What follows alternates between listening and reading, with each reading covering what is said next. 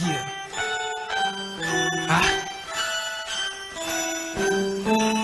Finna set the world on fire, take the block by storm, but I blow so cold. Nigga, warm your hands in the hell where the fire burn blue when the wheels turn slow when the steel pierce your skin, but it ain't so soft. I was raised in the Ville, I'm prepared for a war, and my shield so thorough that I don't need a hammer, and the heat don't scare me, man. This Alabama in the summer like a hammer to a runner, you gon' feel me.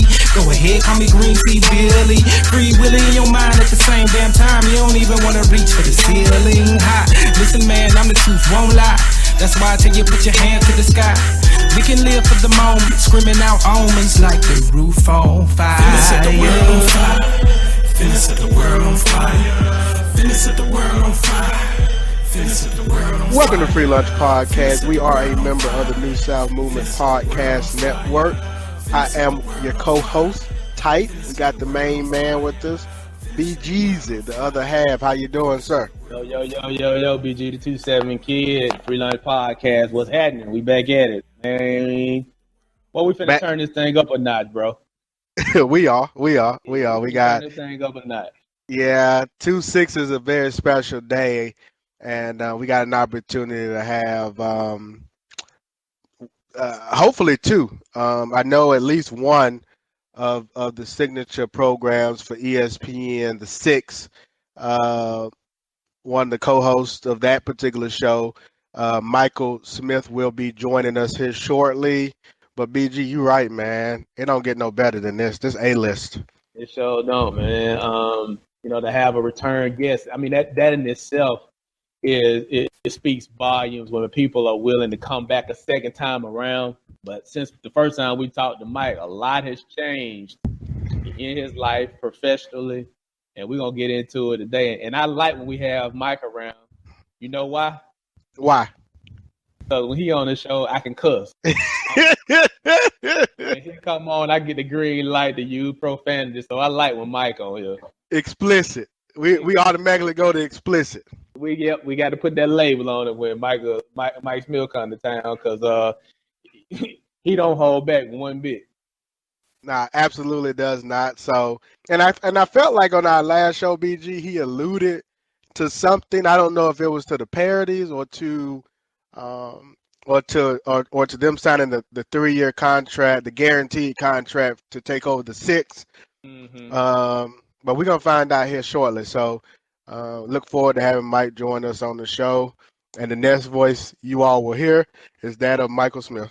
The man, the myth himself has joined the building. What's happening, fellas? How y'all doing?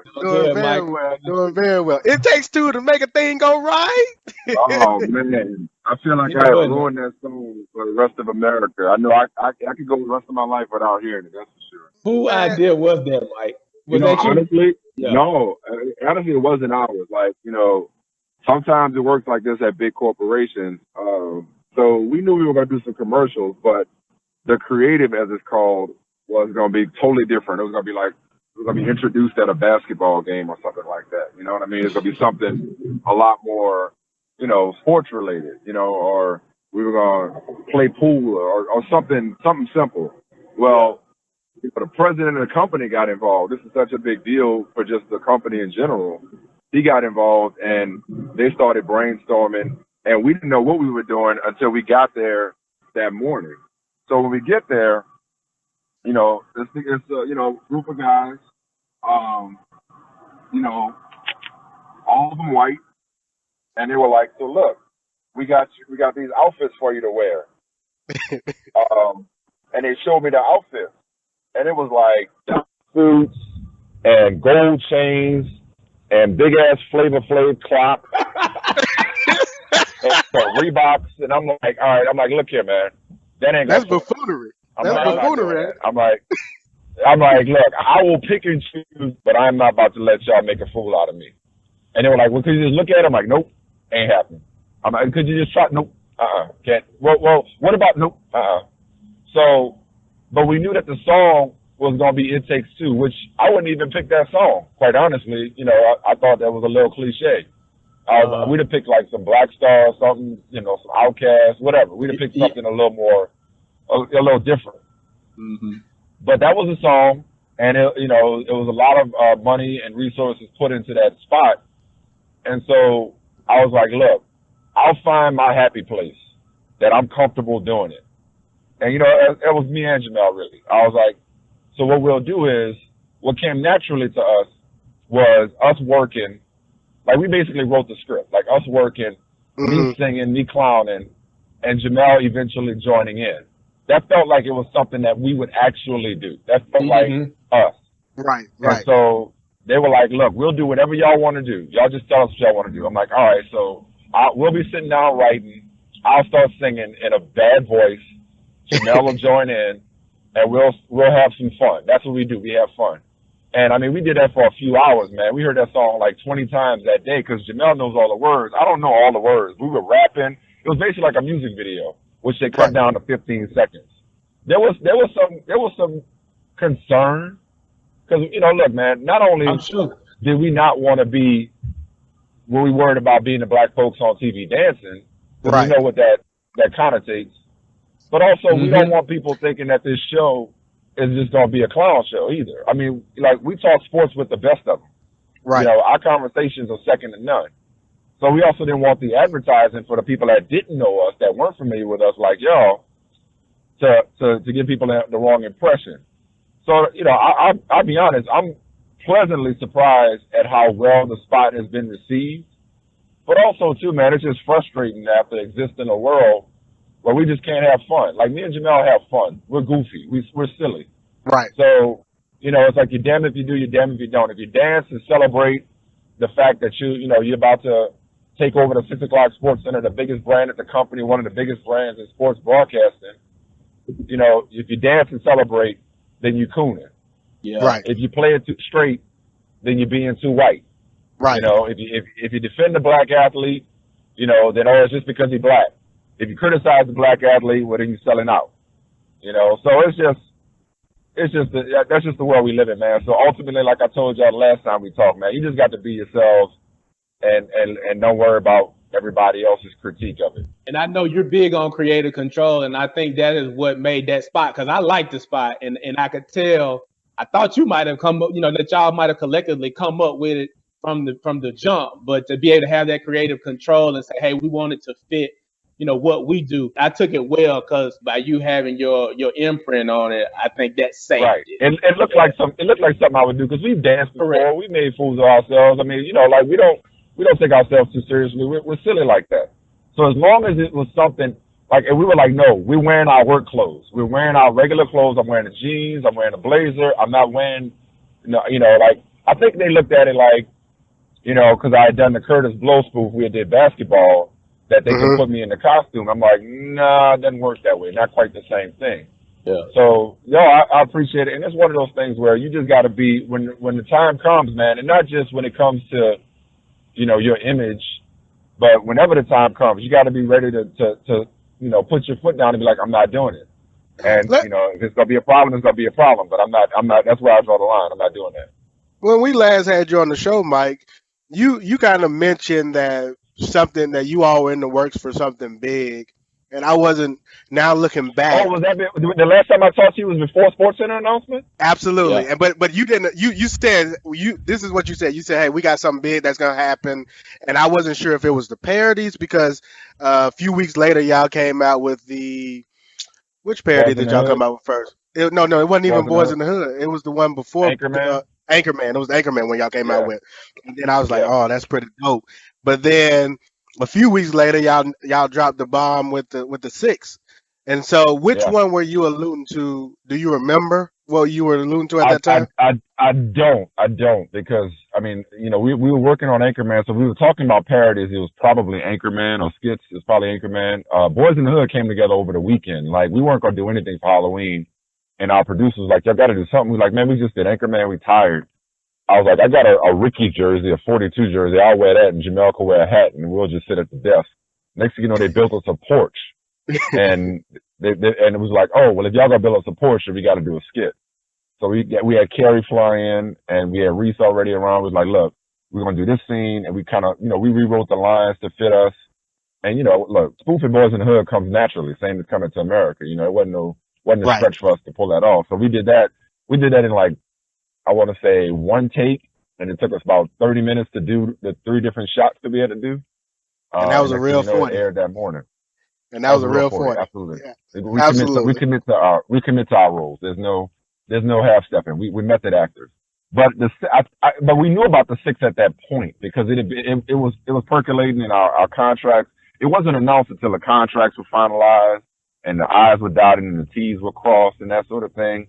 So we knew about the 6 around that same time. The 6 came up, I want to say, like in June, is when it first was brought to our attention for our consideration.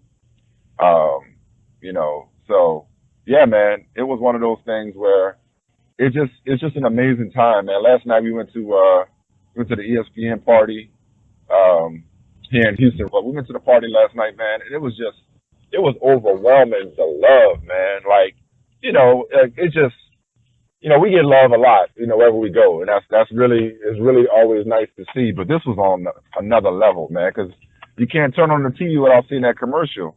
And as many people as are, skeptical and critical, it's like exponentially more got our back, as always. You know what I mean? So, yeah, I mean, we knew about the 6th then, just obviously wasn't authorized to speak on it at the time.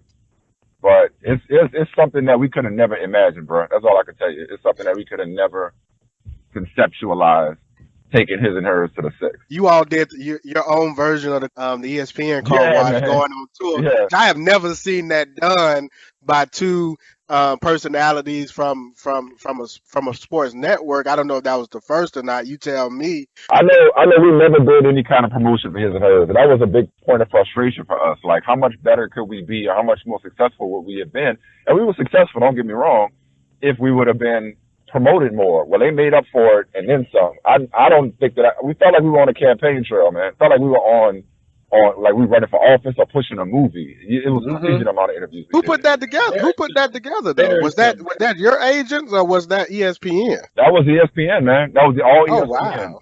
Wow. And it's like it's a fine line too, because we're not reinventing the wheel. I mean, it's a different. It's gonna be different because we're different. But I mean, ultimately, we're still talking sports.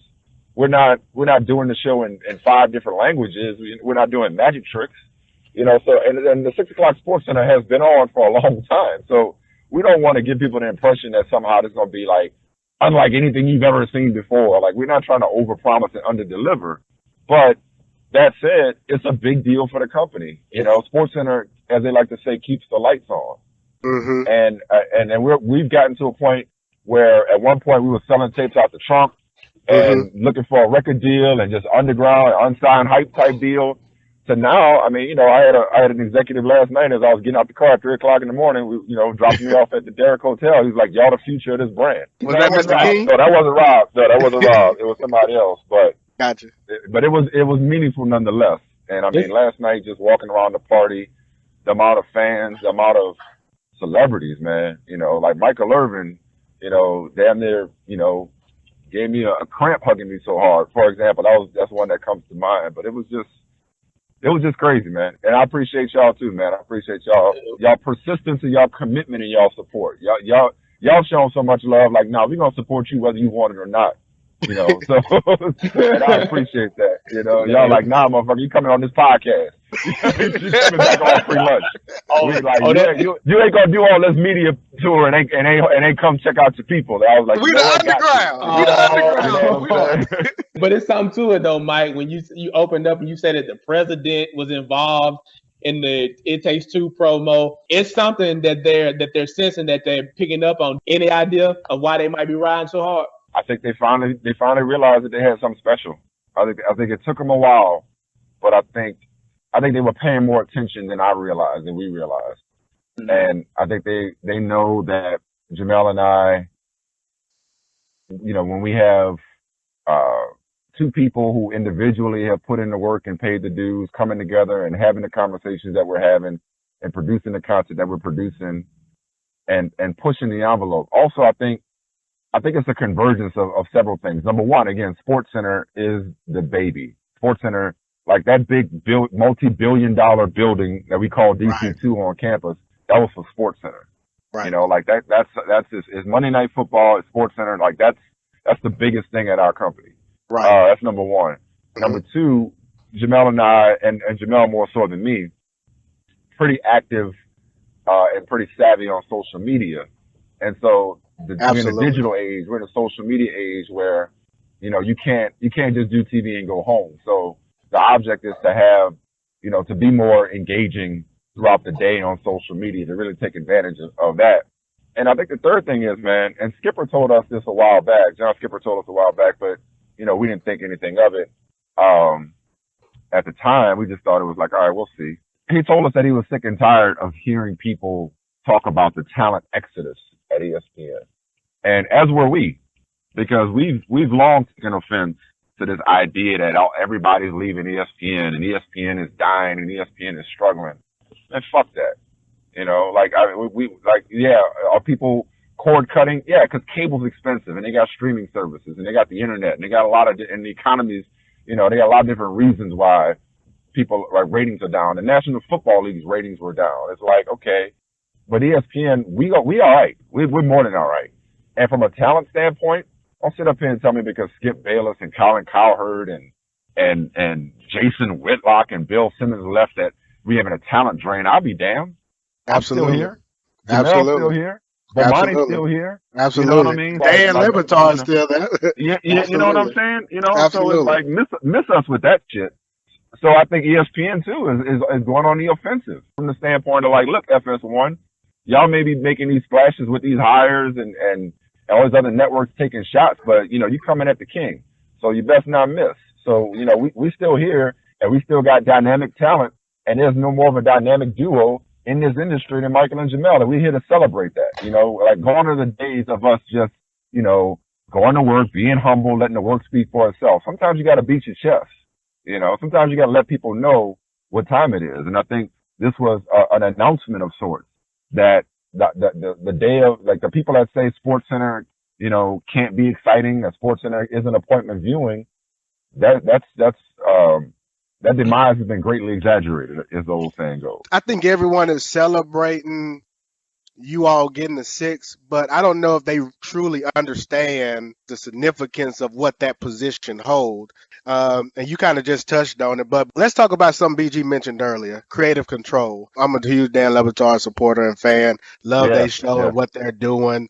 And he even from a... Did you see a show on Friday? It was classic. It was classic. Talking to Wade Phillips. I'm like, only Dan Lebertar. It was Friday classic. Before the Super Bowl would be like, damn that. I'm telling Wade Phillips what he looked like.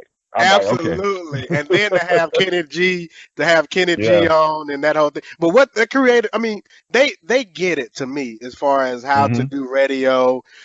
But then you spoke about creative control being important for you all taking this particular spot.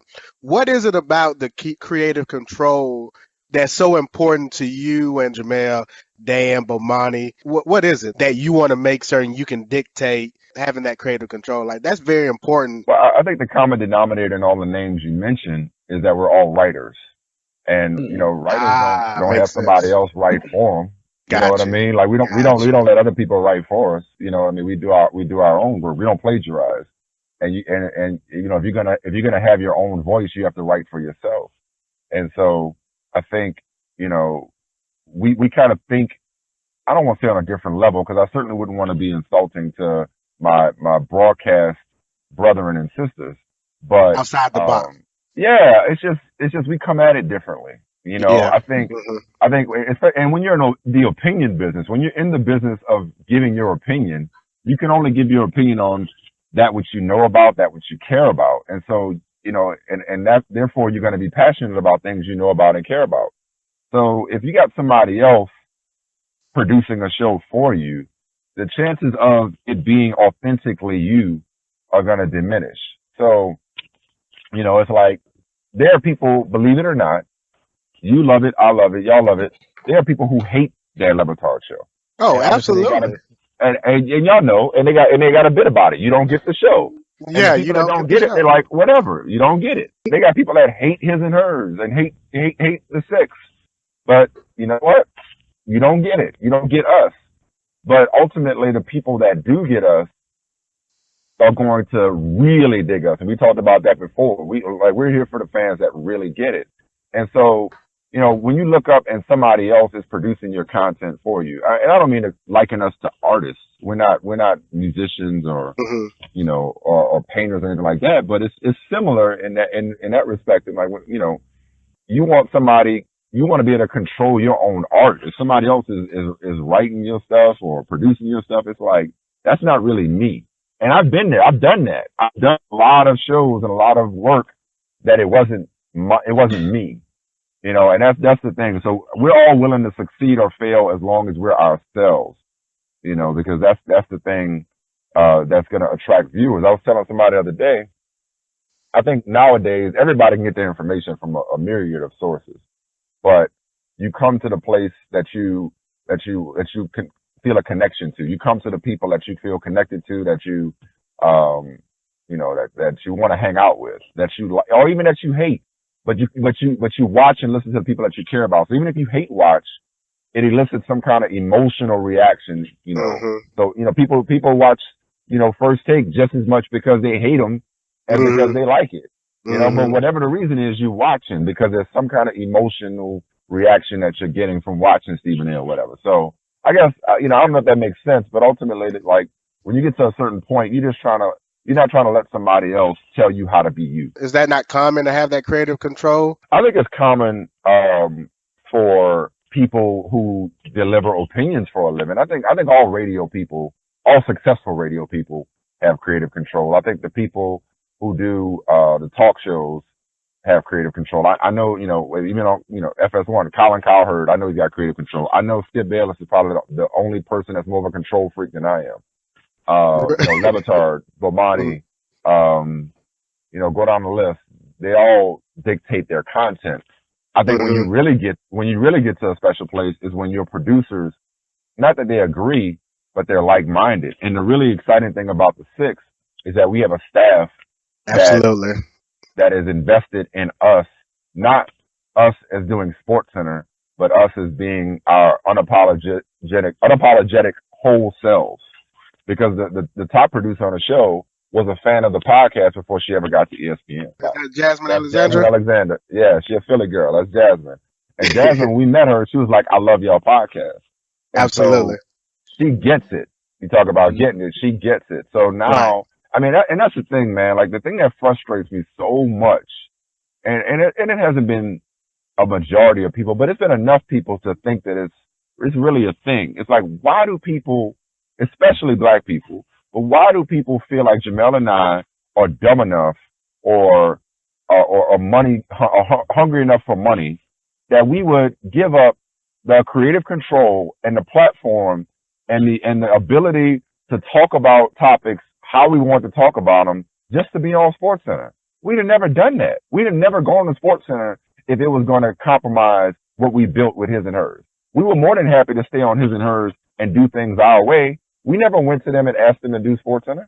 They came to us and asked us to do SportsCenter. Right. I can't say that enough. This was not something where we were like, hey, Mr. King, can we please do SportsCenter? Please, please, please. No. We were minding our own business and they came to us with it. We were like, you want us or do you want us? Like, do you really want what we've been doing on His and Hers every day and all of that entails? And they were like, yes. So the people out there that's thinking, and it never ceases to amaze me. I'm like, y'all think that little of us? Y'all have that little respect for who we are? So you think we just up there acting? We putting our reputations and our crossover appeal? We know we turn people off. We know we turn people off the moment we're on television. And we know we turn people off with some of the stuff we say.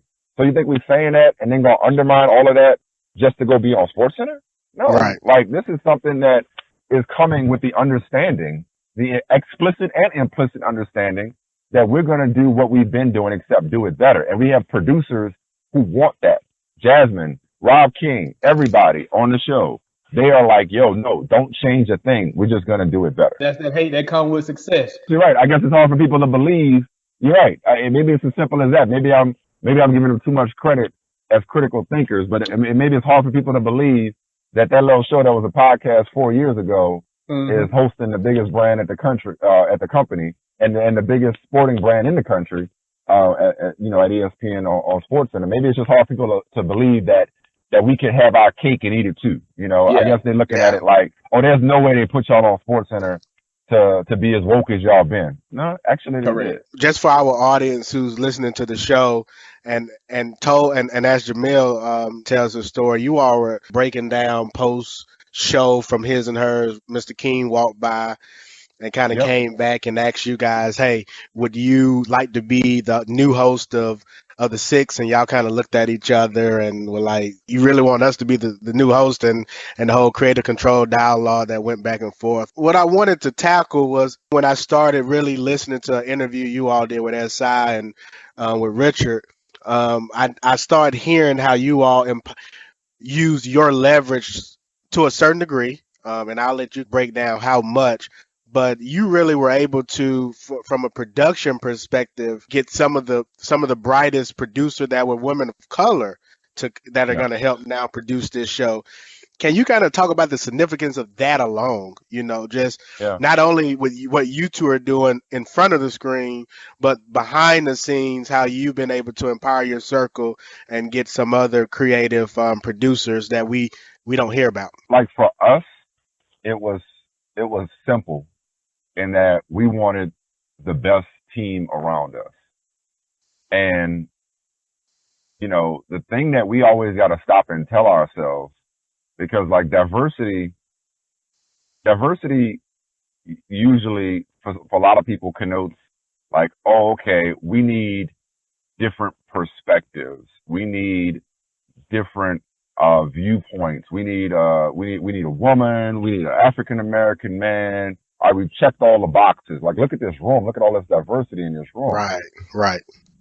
It just so happens that Jasmine Alexander is a badass producer.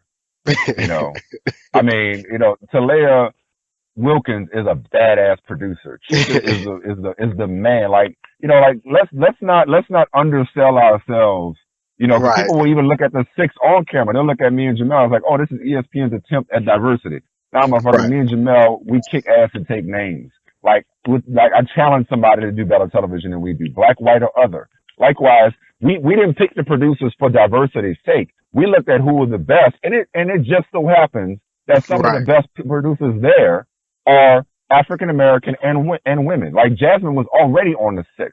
We didn't bring Jasmine from obscurity and be like, hey, let's we're gonna uplift our race and we're gonna there was no handout here. Jasmine is the shit, on her own. Right. It just sometimes, unfortunately, it takes people in positions like ours to have to force that issue because it's difficult for whatever reason for people in power. And I'm not saying, ESPN has led the way. Let me be clear. ESPN has led the way on diversity for a long time.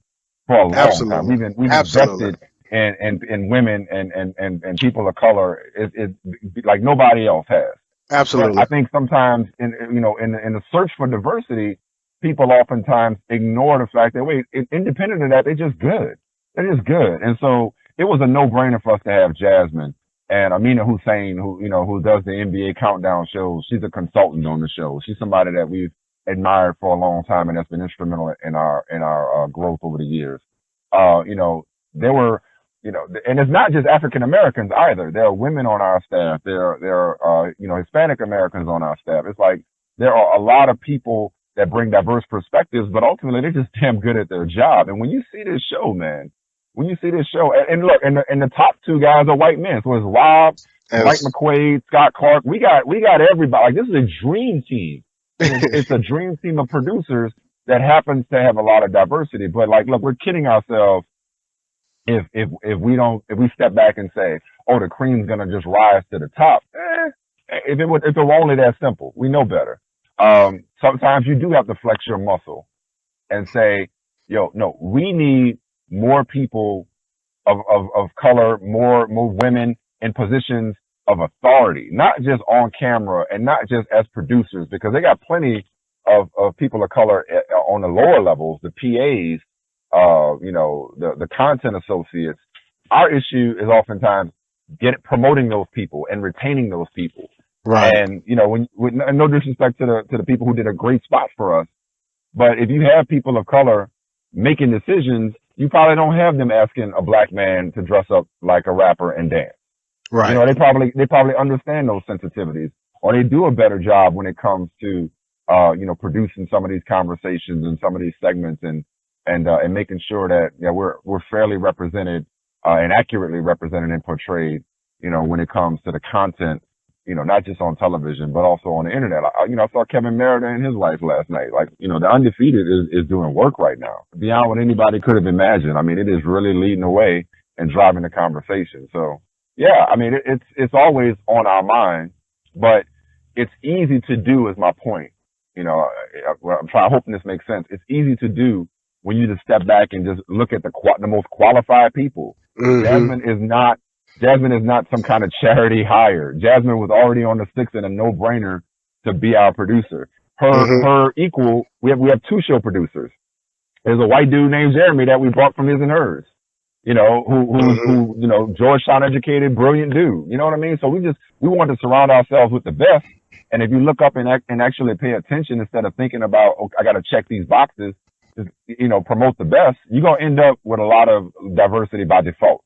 If you just pick the best people, and we pick the best people. As a host, what level of comfort does that bring, knowing that you've got not only diversity, but you also have people that are behind the scenes constructing this product that also come from the culture? What place does that put you in? Well, it puts me at ease in many respects because, when you are, and again, our staff at His and Hers, they really worked hard and they really did the best that they could to buy in and to put us in position to succeed. And they did put us into position to succeed. Not everybody was able to join us on the 6th, but that's no reflection on our appreciation for them and what they did. However, at one point when it's me and Jemele and we're surrounded by white men, it's like they're going to be gaps. Mm-hmm. They're going to be gaps in communication. They're going to be things that, they're not going to quite understand, and they're not going to see the same way. And they're going to be arguments that invariably we were going to win because it's like, look, this is the way, this is how it's going to go. You don't have to understand it. As I think Cornel West's character in The Matrix said, comprehension is not a requisite for cooperation. Mm-hmm. So like, you might not understand why we're doing this, but this is how it's got to be done. Trust us on this. I'm just worried about me messing it up. As long as I don't mess it up, we're going to be all right. I doubt you mess it up. But that's what I wanted to ask you was, numbers wise, His and Hers, how large was that staff compared to what you're working with now? Numbers wise, I would say it tripled. Oh, wow. Yeah. Oh, wow. So you definitely got the resources behind it. And that's just to show, again, the significance of this is a big deal. I saw you all on during your tour, and I want to make certain that we acknowledge how big of a deal taking over the 6th spot is, not only for you all, but even for the culture. So that's kind of what I wanted to capture there. It's a big deal, man. And even I haven't quite wrapped my mind around it. But do you get the sense that people know that? Because, like I said, I was listening to. I do. No, they do. They do. Okay. They do. Okay. I mean, and it's like I give way too much attention to the critics, honestly, and a lot of the questions in the interviews that we've done have come from a place of skepticism or curiosity. Like, well, how does this work? So most of the stuff that we've discussed, it's either been skepticism, curiosity, or concern that, you're giving up what you were doing, or you're just going to be reading highlights. You're just going to do boring old SportsCenter. People don't understand what SportsCenter has become. They don't understand what went on behind the scenes. But the people most people out there, I think, truly understand how groundbreaking this is and what this means to have an African American man and woman hosting SportsCenter, and not just hosting SportsCenter, but doing it coming from what we've come from and doing it the way we do it. And that's what there have been. Exactly. Yeah, you've seen Jay Harris and Sage Steele, or Stuart Scott and Robin Roberts. You've seen them do SportsCenter before. That's happened. This is not unprecedented from the standpoint of black faces. This is unprecedented from the standpoint of people who do it the way we do it, unapologetically black for the culture, day in and day out, and that being rewarded. That being promoted. Like, make no mistake, this is not a demotion. This is a promotion in every sense of the word. Absolutely. They don't pay you what they're paying us. They don't have a 15-person staff. They don't have, these we have 2 other commercials coming out next week. That's what I was going to ask like, you. We have more commercials coming. Like we just filmed another one. Like you don't have this campaign going on exactly for people who are being demoted. Like this exactly. this is the biggest thing. We are the number one priority at the company, and for us to have been an afterthought at one point, as you know, from our perspective, and for us to have had the conversation we've had, pissed off the number of people we've pissed off. In this day and age with what's going on, when you know the alt-right wants to just tell you how much they're winning, big league, you know, with what's going on in our society, for us to be out front and center, promoted every 2 seconds is a huge deal. You all are taking over the 6 o'clock spot. And as you know, and as we know, by 6 o'clock, a news story can be touched 5 or 6 different times. You got Mike and Mike in the morning. You got First Take. You got, you know, Ryan Russello. You got Bramani. You got all these different platforms, ESPN, and then on television, they got the NFL insiders and all that stuff. How are you going to keep the conversation different and fresh at that 6 o'clock hour, given that a topic may have been hit 20 times by the time you get to it? The 6 is an interesting spot because not only, to your point, you know, the topics have been covered by so many high-profile shows and high-profile voices, but also we get the news we're kind of in a sweet spot, like, because the news will have developed in such a way that it may not have developed for First Take, for Mike and Mike, for you know, for Highly Questionable during their because they tape Around the Horn tapes midday but airs at 5. So there are things that happen. Gotcha. If you notice, the 6 o'clock Sports Center, like the latest of those shows is PTI. PTI probably does the best job of responding to something that breaks in that window around 5 o'clock. And, you know, the 6 will be live. We're gonna do some things that Around the Horn, HQ, Mike and Mike, those shows are not going to be able to do until the next day. Like, for example, because we were doing it in rehearsals last week. We were doing Barkley and LeBron in rehearsals last week when Barkley responded, when Wade and Carmelo weighed in. If I'm not mistaken, those shows that you just mentioned couldn't do that until the next day. Gotcha. Because all that happened, like Barkley was on Wilder and Sylvie in Chicago in that afternoon. Right. You know, so that's number one. I mean, everybody's news cycle, everybody's time slot is going to have, you know, unique tricks because, I mean, look, when we were at noon, it was like, well, you're after First Take and you're at the noon slot and nothing's really happening and it was always a reason why it wasn't going to work or why it was going to be challenging. And, you know, ultimately, most people don't consume ESPN throughout the day. Most people come in and out. There are some hardcore sports fans who watch it throughout the day and who watch HQ and Around the Horn and PTI and now will watch the 6. And if you do that enough to be able to say, like, I love the people who come and say, well, y'all just doing the same topics as First Take. That's because you watching 3 hours consecutively of ESPN. Newsflash, we're all doing the same topics. Nobody's inventing news. It's called the news cycle for a reason. It's like Around the Horn and PTI are doing the same topics. HQ, all of us are doing the same things. We're just doing it different ways based on the format and the personalities. And that's just where me and Jemele come in. Ultimately, people are going to watch this show because they want to watch us. And nobody has a relationship like us, which is well documented. And so our conversations are going to take on a different tone, a different vibe, a different tenor than any other show is going to do. We're going to bring a different perspective. You know, I mean, Levitan and Bomani make a great team, but they don't have the same chemistry we have. You know, Mike and Tony have worked together forever, but their relationship, dare I say it, is more professional. And they're close, but they ain't hanging out like me and Jemele hang out. They don't talk like me and Jemele talk to each other. So it's just going to be inherently different just because of who we are.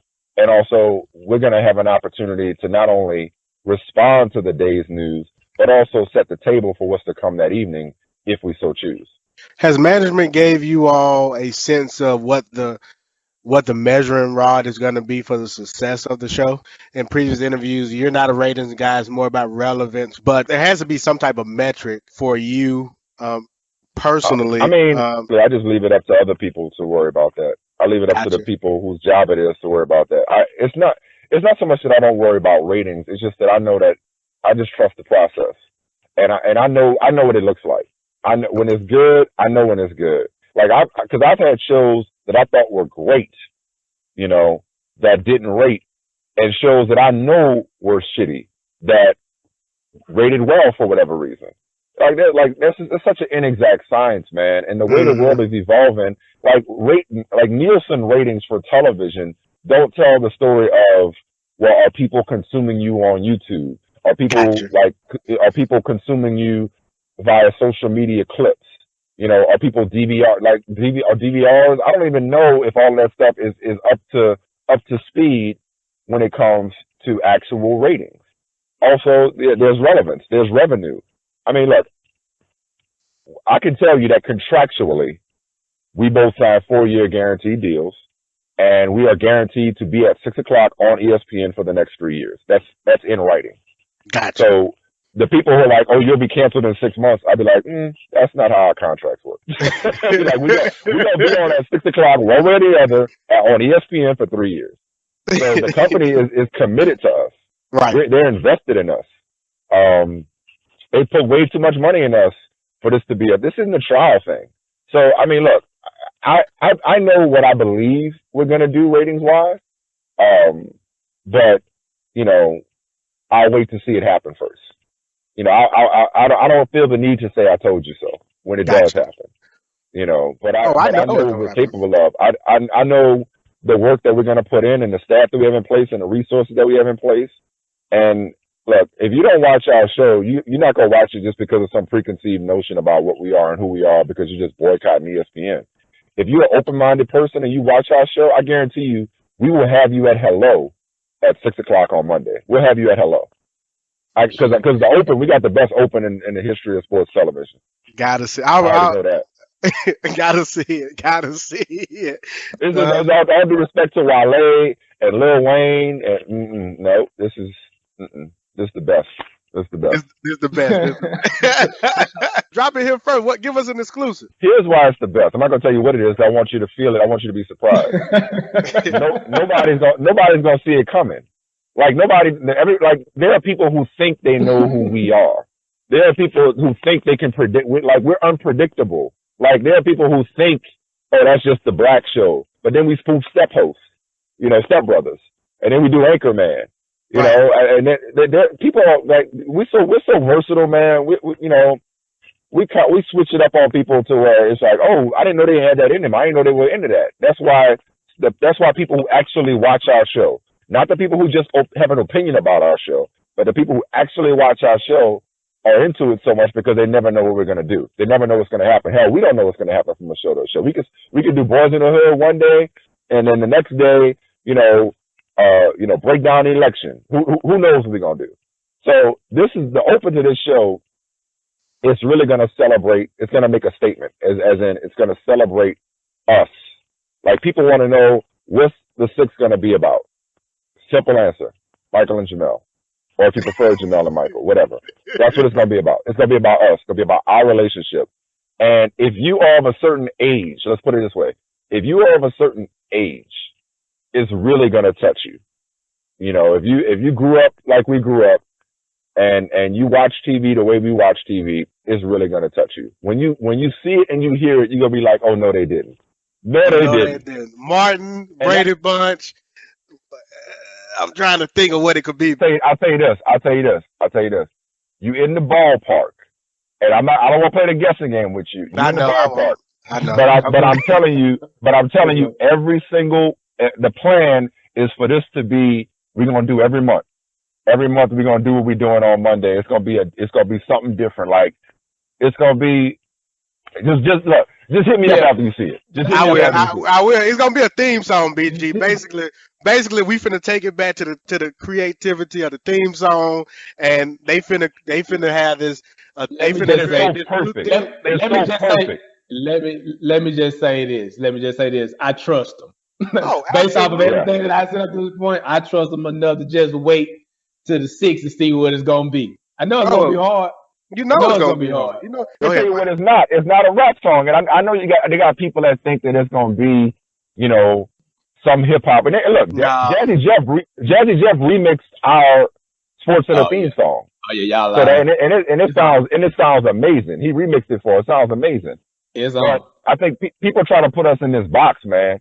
And also too, I just think the opening is, when you watch the opening, you're really gonna appreciate that when you cut through it all. Like, you cut through the fact that it's like, all right, black man, black woman, ESPN, sports personality, you know, what's the line between politics and sports, and all the stuff we've been talking about, all the stuff we've been discussing in these interviews, and people have asked about what this is going to be like. Is the highlight show dead?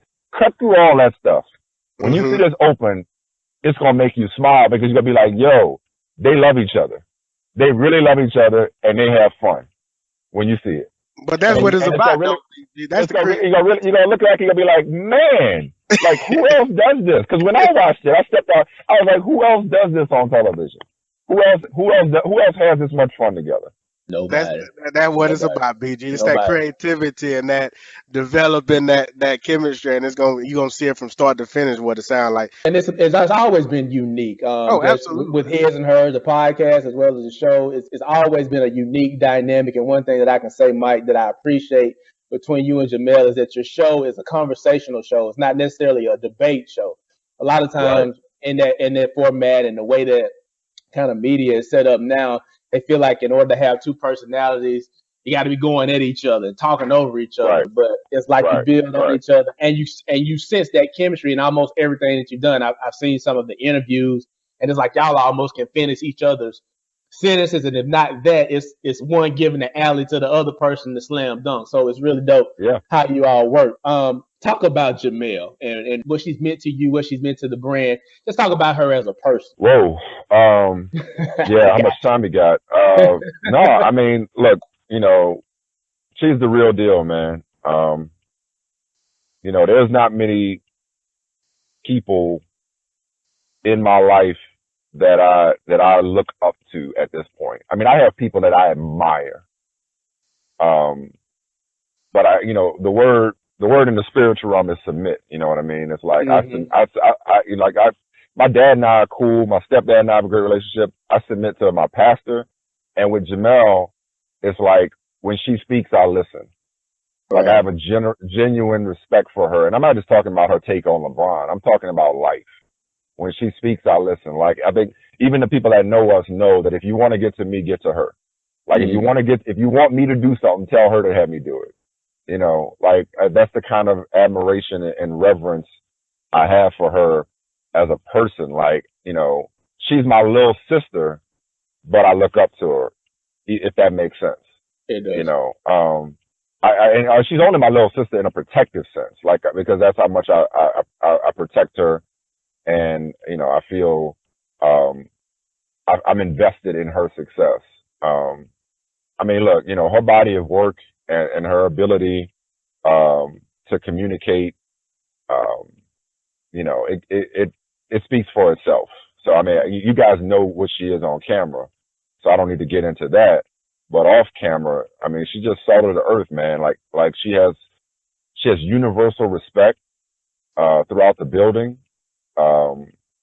You know, she is, obviously a pioneer, but and somebody who, while she's getting hers and doing her thing, is always available to reach back and to pick up somebody else. I mean, you know, she's got more best friends than a little bit, you know, just people, you know, that look to her and rely on her.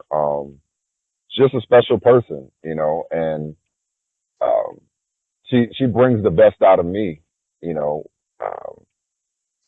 There's not many people that the conversations that we're able to have and the stances that we're able to take, we're able to do it because we're together on television. You know what I mean? It's like, you know, to have somebody with her wisdom next to me gives me a security when I'm talking about certain issues. You know, we're, like you said, about finishing each other's sentences or whatever. So when we're tackling these tough topics, the fact that we're doing it together means a lot, you know. And so, I mean, I can go on and on about her in every respect, man. Like, you know, we're lucky to have her as not just as a company, but as as an industry, as a sports world, as a society. Like, Yeah. you know, she really is called for such a time as this, man. Like this is a time where it's important for her to be in this position. Like, you know, and I'm not here to slight myself. Like, I know what I represent and what I do and what I mean, but it's just different. It's just different when it comes to her and her significance. And I recognize that. I recognize that she's significant on a different level and for different reasons than I am. And that doesn't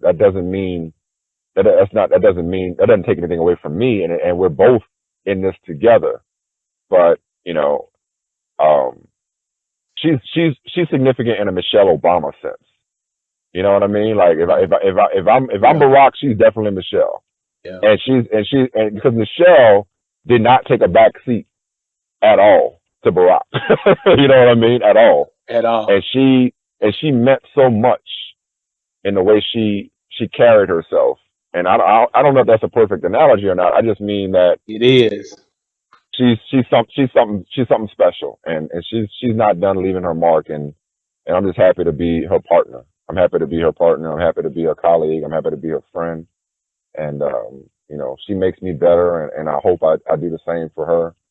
And, yeah, she's everything you think she is when you watch her. She's that and more. She's that it really more. is. Timing is definitely perfect. I think you really summed it up well. Timing for you and her and this in the 6th right now. Timing couldn't be better. I'm trying my best to enjoy it. You know, it's weird being the belle of the ball. It's weird having everybody. It's weird having everybody talking about you and looking up and seeing your commercial and your bad dancing every 2 seconds. It's something we never thought we'd. It's a type of recognition and a type of celebration we never thought we'd get. But to have it is mind blowing. And Scott Van Pelt the other night made sure to tell us, he was like, if you don't do anything else, just right before the show, get you a quiet moment and just be thankful. Be thankful. You know, because it gets you that moment, you know, and then reflect on it, because, you know, it's it'll come and go, and before you know it, it'll just be another TV show, and you know, you don't want to miss the moment. And I missed it with His and Hers. When the show got changed to His and Hers, that was a big deal. You know, that was a big victory for us. But I didn't enjoy it. I was so worried about stuff I couldn't control and stuff that was going to take care of itself. You know, this time I'm going to make sure on Monday, especially, I'm going to make sure that I go and find my quiet place and, you know, and give thanks and glory to God and really just kind of like step back and appreciate it. Cause I've never been the type of person to kind of like look at my accomplishments or beat my chest or blow my horn. I've never done that. I just kind of just did the work, you know, and tried to let the work speak for itself and knew that I would be promoted in time. So, and it's always been about what's next. You know, it's like, all right, we got His and Hers. All right, how do we make it great? How do we, build on it? It's always been about the next thing, you know, and I'm not a 5-year plan person. I'll tell you, if I was a 5-year plan person, this wouldn't have been in it. 4 years ago, we started the His and Hers podcast, and it was like, all right, what's your 5-year plan? Ain't no way I would have been like, yeah, we're going to be hosting the 6th in exactly 4 years. So I've never been that type of person. I just kind of just do the work and let the rest take care of itself. But, you know, I need to, you know, this time I am going to stop and smell the roses. I am going to just kind of take it all in and you know, enjoy it and celebrate it and you know, appreciate it, because, you know, come Tuesday, it's going to be like, all right, we got to do this again. Yeah. and again, you know. So. Last question from me. You've gone from the traditional sports center, and BG kind of touched on this, was more highlight driven, debate driven. You all are more of a conversational based show. With the new president, how are you all going to navigate the show with the breaking news that he kind of continuously makes daily, and a lot of it happens around that prime time? That was something that was not up for discussion in terms of whether or not we were going to just continue those types of conversations. That was never even an issue, you know. I mean, and I think, like I said earlier, you know, we would have never gone to the 6 if it required us to change what we were doing. Because contrary to what some people want to think, his and hers was not broken. So we were not here to fix it. We're just moving into a bigger house, nicer house in a better neighborhood. Right. But we're still going to be the same people. So you'll address a tweet like if he has a tweet that comes out, will you all address no, we never did. No, and that's the thing. It's like we never did that. We never forced politics into our show. We did it when it felt right, and thankfully you have people in sports today who are brave enough and who have enough integrity to use their voices. So the rule of thumb is once somebody in sports addresses it, or once it intersects with sports, it's fair game. So when you institute a Muslim ban and you have, Thon Maker and Luol Deng either concerned about how it will affect their travel, or speaking out about the value of refugees and refugee rights and celebrating refugees, well, then we're good. That's fair game. That's a sports story. There are people, this Muslim, like these sports figures, these coaches and these players, these people that we cover every day, they don't live in a bubble. They don't descend down from heaven, perform every night, and then go away to some other world. Like they are affected by this just as much as the rest of us are. And so, these different stories, these different situations, when they speak out on it, like Greg Popovich the other day went in on Black History Month. Greg Popovich, I would vote for him for president in a second. And I said this on Twitter. I will never again compare Greg Popovich to Bill Belichick on principle. Like, I know it's the sports comparison in terms of the Patriots and Spurs dynasty, but on principle, I would never compare those two men again. No. But, when Pop goes in on Trump, or President Business, as I like to call him, or when Pop goes in on Black History Month, we're going to address that. Steve Kerr, we're going to address that. LeBron James, he's been at the forefront of this. We're going to address that. So when these guys are leading the way, and we have to cover that. But in covering that, it gives us an opportunity to address these issues from a personal standpoint. I mean, Colin Kaepernick, he forced us to have a conversation. He forced, and by us, I mean, society. He forced society to have a conversation that in many respects it didn't want to have. So it's like, Colin Kaepernick kneeling to protest police brutality? Okay. Well, we'll take it from here. Thanks, Colin. Well, you know what I mean? So it's not, the people there's some people that think that all we do is talk about race and politics and social issues. We do. I'd say that percentage is probably lower than most people think. I don't necessarily want to put a number on it, but it's not as much as people think. It's just that when we do it right. And we do it, we don't run from it, but we don't go out looking for it either. We don't go say, all right, how can we get Donald Trump in the show today? Right. But, when he does dumb shit, well, all right, and people start to call him on it, well, then I guess we got to do it. And so he just, to your point, he's probably going to do some dumb shit every day. So more and more people are probably going to call him out on it. And so, when it affects the sports world, I mean, Brady is, when Brady, Belichick, and Kraft show up at his inauguration ball, and Brady got "Make America Great Again" hat in his locker, and he doesn't want to answer questions about. Oh, that's a sports story, man. It's a sports story. So it's like, it's really not that we're going out of our way. When Baylor is constantly being uncovered, and it's not just Donald Trump, when Baylor is being uncovered as having basically fostered a rape culture, in Waco, it's like, that's a societal conversation.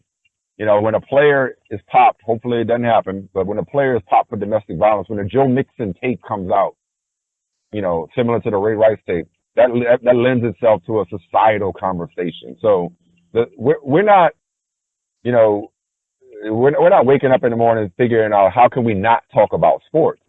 We just happen to be best equipped, we believe, with all due respect to our colleagues, we happen to be best equipped to handle a lot of these conversations when they do intersect with sports, which has always happened. I mean, when Ali dies, you gonna stick to sports? You know? Right. Or Jackie Robinson Day, you gonna stick to sports? You know, it's like you can't stick to sports, man. You can't. Sports won't let you stick to them. That's the crazy thing about it. So, you know, it's all gonna take care of itself. It's gonna come naturally. We'll know it.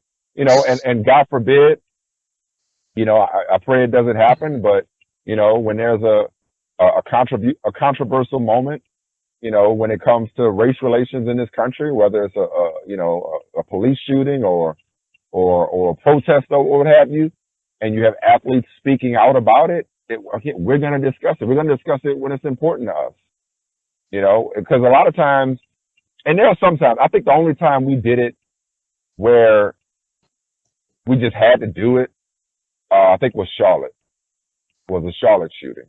That was the one where it was like, well, okay, we just gonna do this.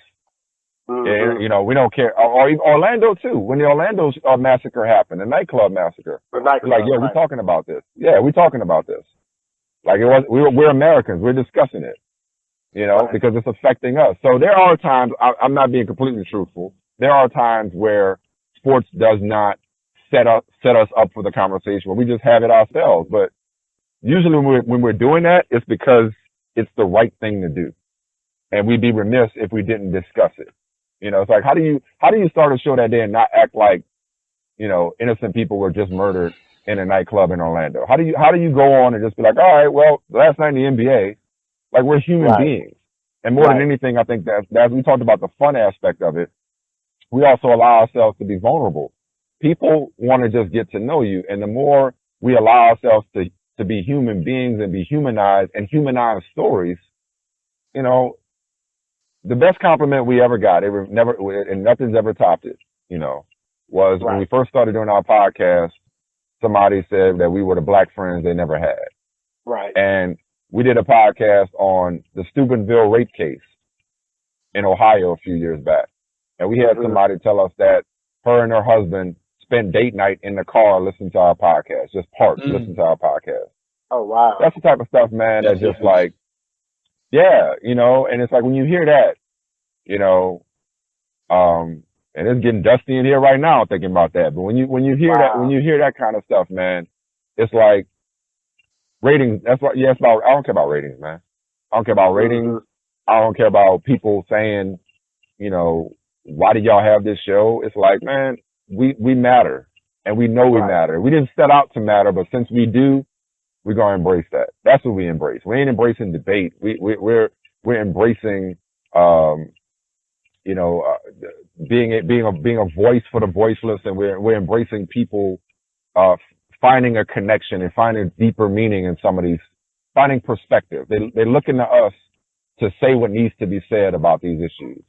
Right. And we know that that's our responsibility. We're not gonna run from that. So, Mike, you wake up one morning and you see your name in one of Donald Trump's tweets. Do you respond back? Absolutely. I mean, you know, I look. You want to talk about a layup, an alley-oop? If President Business tweets me, man. If he invites you to the White House or to his tower, do you go? No, I don't. Me neither. Because I'm not gonna be used, man. I'm not gonna be used. You know, I'm not gonna be his black friend. Like, all I have black friends. Look, you know, like he's not taking pictures with me. Ain't happening. Absolutely. Because I know his heart's not in the right place. It's not. I know how he thinks about. I know how he thinks about black people. I know how he thinks about women. I know how he thinks about anybody who's not a white man, preferably a rich white man. I know how he thinks about those people. He's shown himself, you know. So he ain't about to sit up here and tell me that, you know, he's proud of the job I'm doing, and I'm doing a really good job right alongside Frederick Douglass. I'm doing a really good job, and I'm getting more credit. Like, nah, man, You ain't about to play me like that. Yeah, you and Frederick Douglass had a good show last night. Exactly. No, yeah, I really appreciate what you're doing. You're doing a really good job, and you know, and you know, they said I wouldn't win the black vote, but you know, but look, I did really well amongst black people, and it's because of people like Michael and Frederick Douglass who are doing an excellent job, and Omarosa, she's really a great person, and she's going to be a star, and people don't know that you're not a bad person. I was watching one of those news channels last night. It was some fake news, and they said something about Black History Month, and I just really felt like we should really honor the memory of Abraham Lincoln and the fact that he freed the slaves, and you know, it's like, man. I've never seen somebody talk so much and say nothing my entire life. I really, honestly, it's unbelievable. Well, Mike, we're gonna let you go, man. I wanted to say this though. That promotion thing it's tough, man. It's hard as a young black male to get to that next level. But for you to have them come to you and ask you, man, I really admire and respect that. And so when I heard the news personally, and now that I've had an opportunity to understand the significance of the six and what you all are embarking on, I felt like a brother, a friend, someone had made it. You know that feeling that you get. And so that's the reason why for me this is a huge deal, and just wanted to just let you know how supportive we are, because I get it, man. It's tough. And you and Jemele having that political savviness to navigate a corporation like ESPN is well respected. And I mean, we just have to celebrate that. And that's kind of what we want to do on this show. So appreciate you for accepting the offer. And was out of love, respect, and out of just I know, man. No, I know. Y'all have put on for us, man. And that's, you know, Jay is busy. She's doing sports reporters today, but she appreciates. I speak for her as well. She appreciates y'all as well. And no, that's real love. You know what I'm saying? It's that's like, real, man, man. let's come kick it. You know, like y'all gonna be great with or without me. You know, y'all doing this for me, for us. You know, just to love on us, and y'all, you know, when one rejoices, the whole congregation rejoices. You know what I'm saying? So Absolutely. it's like we all made it, like, and we know that, and we've gotten a lot of that. We've gotten a lot of people when they see the commercial, when they heard the news, they have felt like it's been a victory for all of us, and we need that right now. We like to not to overstate it, but it's like, yo, Beyonce got twins. We got the six. It's like, we're going to be all right. We're going to be all right. You know what I mean? It's like, that boy with President Obama leaving too, it's like, okay, this kind of feels, I mean, I'm not saying that to that level, but it is like that boy, like, okay, we got Mike and Jemele. They made it. They made it. Let's celebrate. Black History Month lit. No doubt. So lit, you can't even put it out. BG, just had another awesome show. Man, and I really meant what I was saying earlier, BG, man. It's like Mike made it. It's like you feel like one of your own made it. So I don't know what to say, man. That was a great show. It's a great show. I'm excited to have seen the progression to get to this point. You know, Sportscenter is the flagship for ESPN. You know, and 20 plus my lifetime, Sportscenter has been around. And to see them holding down this spot, bringing what they bring to it, and then not having to compromise anything, like Mike was saying, it's a promotion. So it's just going to be more of the same at a higher level. And so I'm excited about it. It means a lot, not only for their brand, but just for the culture, as we like to say, to be able to see them up there running the show in that capacity. It's big. It's big. So we're going to tune in February the 6th, ESPN, 6 o'clock. We're going to go for this ride. 3 years. So like it or not, we're going to be here 3 years. Guaranteed 3 years. Yep. Guaranteed 3 year, 4th year option. And just from hearing what they're going to be doing, I think they're going to get that 4th year. It's going to be good. What do you think that opening gonna be? They finna create a theme song, aren't they? I mean, I don't know because they, like he was saying, they're unpredictable. They can come from so many different angles, so many different genres. So if you want to talk about music, I mean, I can't pin it down because when Mike is hip hop, Jemele is more like R&B, and I'm sure some old school in there. So if you're talking about a song, it's hard to say where that might come from. So I'm just gonna sit back and watch because I have no clue on what it could possibly be. Theme song, they finna capture us with that. Basically all shows, all memorable shows had an opening theme song. You got Martin, you got Bill Cosby, you got the Golden Girls, you got Brady Bunch, and that's how you create that audience, and that's how you create that legacy. Mm-hmm. And I think that they're gonna tap into it. But again, that's just that creativity that you mentioned earlier in the show that they have. So I think we got another big one. Yes, we did it again. Yes, sir. So y'all be sure to tune in, man. ESPN, let's hold this 6 spot down. SC6 is what you'll see on the logo, but it's called the 6. It's just straight up and down the 6. So much love to Jemele and Mike on this new endeavor for sure. Yeah, no doubt. How can people reach us? Man. Hey, Jemele, hold on. We gotta do our plea to Jemele. Jemele, if you're listening, when you listen, we really want you to be on the show. Really support what you're doing.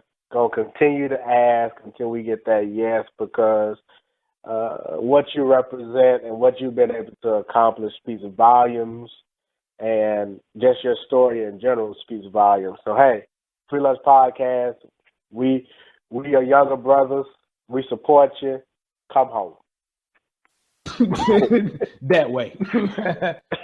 Come home. Word up. So we are the Free Lunch Podcast. Simply, man, just check for a part of the New South Movement Podcast Network, www.newsouthnet.com, newsouthnet.com, Instagram, Free Lunch Podcast. I'm BG the 27 Kid. You can check for me on Instagram, BG_DA27KID. Man, tell a friend, come rock with us. We taking off. We in flight. Get on board. I'm telling you, we got more firepower coming. This is your boy Tight. Catch me at Tight_. Member of the Free Lunch Podcast and D1 Sports Talk Podcast. 2 podcasts that I'm on. So we out of here. Every time I come around, these niggas sorry. Finna set the world on fire. Finna set the world on fire. Finna set the world on fire. Finna set the world on fire. Finna set the world on fire. Finna set the world on fire. Finna set the world on fire. Finna set the world on fire. Finna set the world on fire. Finna set the world on fire. Finna set the world on fire. Finna set the world on fire. Finna set the world on fire.